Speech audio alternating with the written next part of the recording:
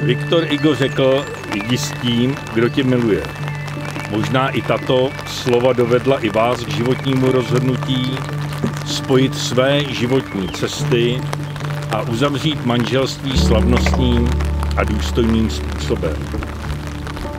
Každý z nás touží po někom, s kým by se mohl podělit o své štěstí a společně tak prožívat krásné chvíle manželství v klidu a pohodě společného života. To se může podařit pouze tehdy, pokud budete vzájemně respektovat své zájmy a potřeby. Pokud se spolu budete dělit nejen o radosti, ale i strasti všedního dne.